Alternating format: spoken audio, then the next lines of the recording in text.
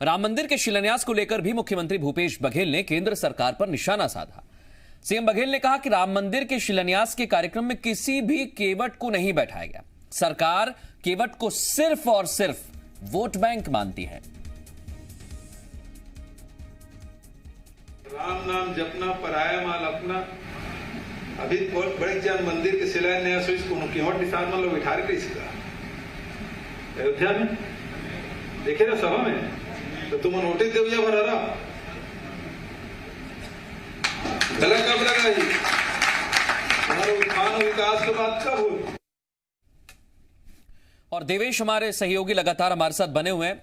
देवेश, राम मंदिर के मुद्दे को लेकर प्रखर रहे हैं मुख्यमंत्री भूपेश बघेल, चाहे वो राम मंदिर का भूमि पूजन हो या फिर कौशल्या मंदिर की बात हो, और ये मुद्दा जो है सीधे केंद्र सरकार को निशाने पर लेते हुए वो नजर आते हैं। एक बार फिर उन्होंने निशाना साधा है। इसका भी एंगल कुछ ना कुछ छत्तीसगढ़ से निकलता है। देवेश,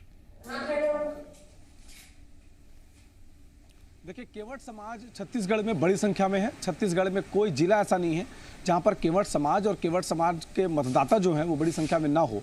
कई सीटों पर केवट समाज ये तय करता है कि छत्तीसगढ़ में जीत हार किसकी होनी है। भले ही चुनाव को 3 साल बचे हों, लेकिन अगर बीजेपी राम मंदिर का मुद्दा लेकर लोगों के बीच जा रही है और इस बात को बता रही है कि राम मंदिर जो है वो बीजेपी ने बनवा दिया है, बीजेपी के घोषणा पत्र में राम मंदिर था और राम मंदिर बनाने का मार्ग प्रशस्त हो चुका है, तो जाहिर तौर पर मुख्यमंत्री को उसका काट खोजना पड़ेगा।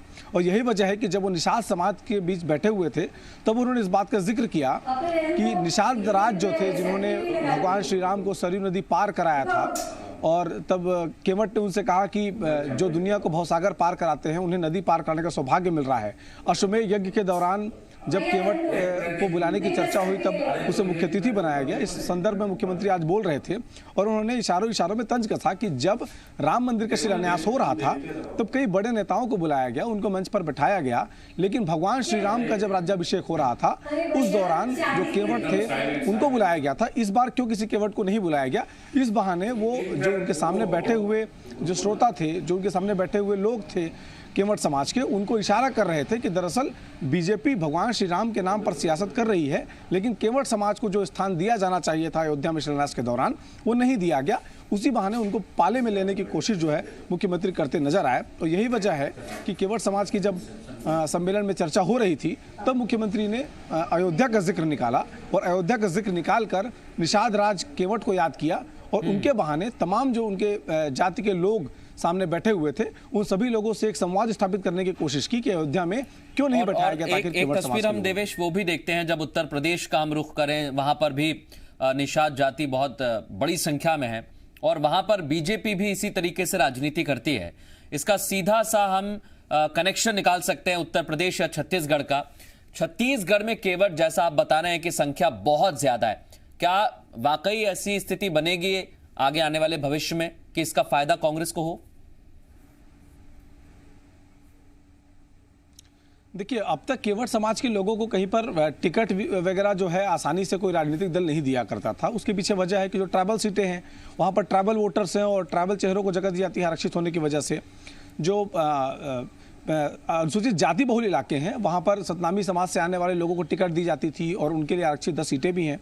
लेकिन जो पिछड़ा वर्ग के लिए सीटें हैं या सामान्य वर्ग के लिए जो सीटें हैं, जो सामान्य सीटें हैं प्रदेश की, उसमें आमतौर पर छत्तीसगढ़ की 2 बड़ी आबादी, साहू समाज और कुर्मी समाज, इन्हीं दोनों समाजों से टिकट दिया जाता रहा है। लेकिन पहली बार कांग्रेस ने प्रयोग किया कि गुंडरदेही सीट से कांग्रेस ने निषाद समाज के प्रत्याशी को वहाँ पर टिकट दिया और उसका नतीजा देखने को मिला कि कई ऐसे क्षेत्र हैं जहाँ पर निषाद वोटर्स बड़ी संख्या में है, केवट वोटर्स बड़ी संख्या में है। उन तमाम लोगों का वोट जो है वो कांग्रेस को मिला और कांग्रेस ने एक बड़ी जीत दर्ज की। यही वजह है कि वो सम्मेलन मुख्यमंत्री निवास में बुलाया जाता है। उस सम्मेलन में बड़ी संख्या में जो केवट और निषाद समाज के लोग हैं वो तमाम लोग पहुंचते हैं। मुख्यमंत्री को निवास को सजाया इस तरह से जाता है जैसे वो केवट समाज के जो चिन्ह होते हैं, उनके प्रतीक चिन्ह जो हैं, उनकी जालियां जो होती हैं मछली पकड़ने की, इसके अलावा नाव के पतवार जो होते हैं, तो उन तमाम चीज़ों को लेकर के मुख्यमंत्री निवास को सजाया जाता है। तो आप समझ सकते हैं कि पिछड़ा वर्ग में जो अलग अलग जातियाँ हैं उनमें साहू समाज, कुर्मी समाज, यादव समाज के अलावा केवट समाज भी बड़ी संख्या में है। और यही वजह है कि जब कोई राजनेता और सदा हुआ राजनेता पिछड़ा वर्ग की बात करता है तो उसमें भी अगर आइडेंटिफाइड करके बिल्कुल अलग-अलग मुद्दे पर अलग-अलग चीजों निशाना भी साधा जा रहा है और सियासत भी हो रही है। शुक्रिया देवेश आपका, और भी खबरों के लिए आपके पास पहुंचेंगे।